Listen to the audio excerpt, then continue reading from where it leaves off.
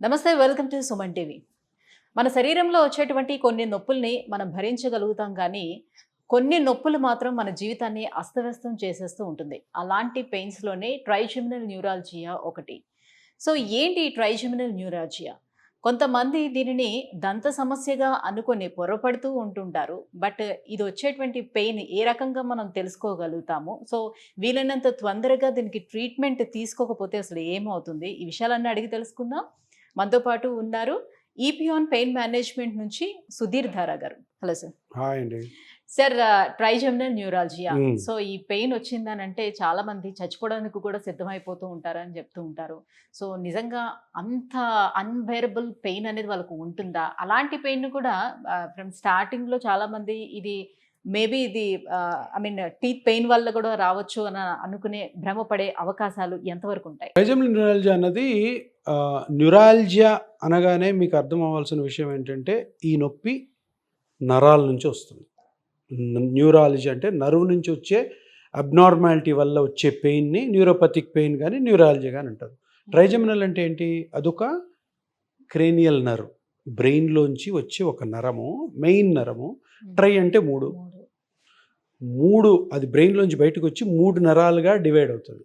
అదేం చేస్తుంది అంటే బ్రెయిన్లోంచి బయటికి రాగానే ఫస్ట్ నరము 3 కదా, ఫస్ట్ నరము ఈ నుదురు కన్నుగుడ్డు స్కిన్కి సెన్సేషన్స్ పెయిన్ అది కారణం.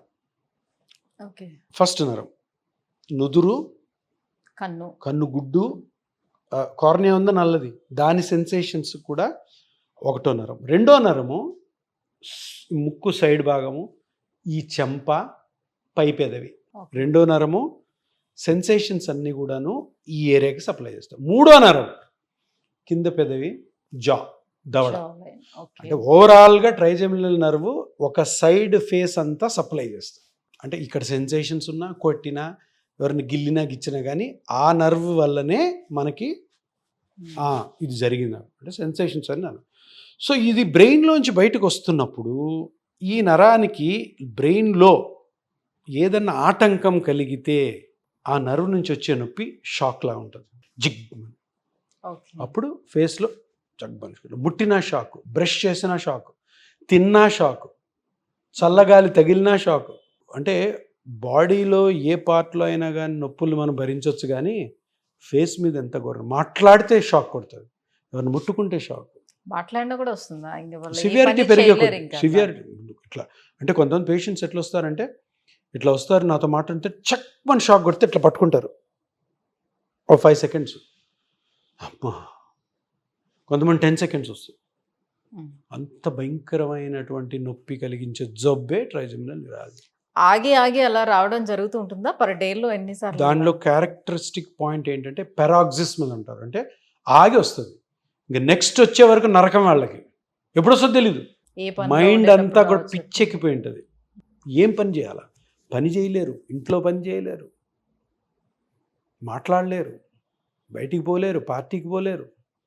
ఓకే.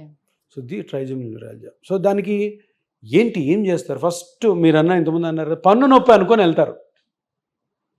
మన పళ్ళ డాక్టర్లు ఏం చేస్తారంటే వాళ్ళ పని ఏంటంటే టప్పని పన్ను బీగుతారు. ఆ ఏరియాలో ఉందంటే పన్ను నొప్పి తగ్గలేదు, మళ్ళీ వెళ్తాడు, ఇంకో పన్ను బీగుతారు, పక్కన ఇంకో పన్ను ఉందని వాళ్ళు చెప్తారు, అక్కడ ఉంచారంటే. అట్లాగా ఒక 3-4 పళ్ళు పీకాక డెంటిస్ట్కి అనుమానం, సారీ ఇది పన్ను నొప్పి కాదు, ఇది నర్వ్ పెయిన్ అని న్యూరాలజిస్ట్కి పంపిస్తారు. న్యూరాలజిస్ట్ చూసి ఇది ట్రైజెమినల్ న్యూరాలజీ అని వాళ్ళు న్యూరాలజిస్ట్, వాళ్ళు ఫిజిషియన్స్ కదా, ట్యాబ్లెట్స్ పెడతారు. ఏం ట్యాబ్లెట్స్?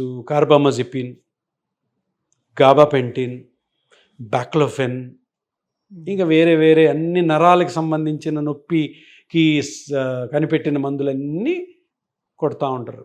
ఏమవుతాయి? ఫస్ట్ నొప్పి వచ్చింది, 15 రోజుల తర్వాత న్యూరాలజిస్ట్ దగ్గరికి వెళ్ళాము, ట్యాబ్లెట్ పెట్టి తగ్గిపోతుంది. ఒక 1-2 నెలలు బాగుంటుంది, మళ్ళీ వస్తుంది, మళ్ళీ న్యూరోఫిజిషియన్ దగ్గరికి వెళ్తాం, నెమ్మదిగా ట్యాబ్లెట్లు ఇంక్రీజ్ చేస్తారు. 2 ట్యాబ్లెట్స్ 4 అవుతాయి, మళ్ళీ ఒక 6 నెలలు బాగానే ఉన్నట్టు ఉంటుంది, మళ్ళీ నొప్పి వస్తుంది, వెళ్తే మళ్ళీ మారుస్తారు.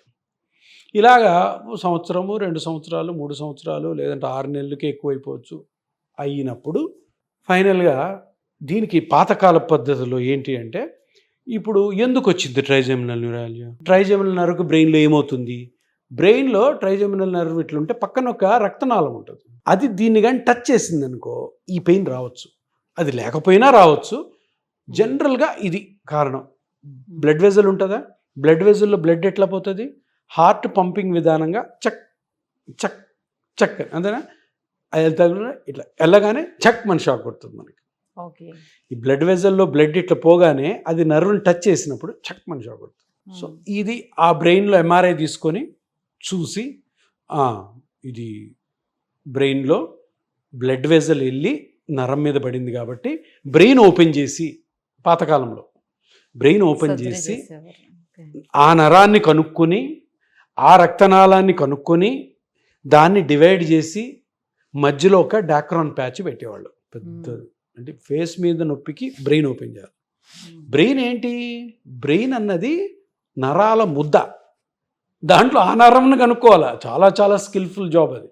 అంత నరాలే. ఒక నరం బదులు ఇంకోటి చేస్తే పారాలిసిస్లు డెత్లు ఏమైనా అవ్వచ్చు. సో మేజర్ సర్జరీ ఇంతకుముందు చేసేవాళ్ళు. ఇప్పుడు దానికి ఆల్టర్నేటివ్గా ఇప్పుడే కాదు ఒక 20 సంవత్సరాలు ఆ నరువులో కూడా ఈ ప్రాబ్లం రావటానికి రీజన్స్ ఏముండొచ్చు అంటే కోల్డ్ ఏరియాలో ఉండే వాళ్ళకి ఎక్కువ అట్లా ఏం కాదు. ఓన్లీ ఫస్ట్ రీజను రక్తనాళం దాని మీద పడ్డాం.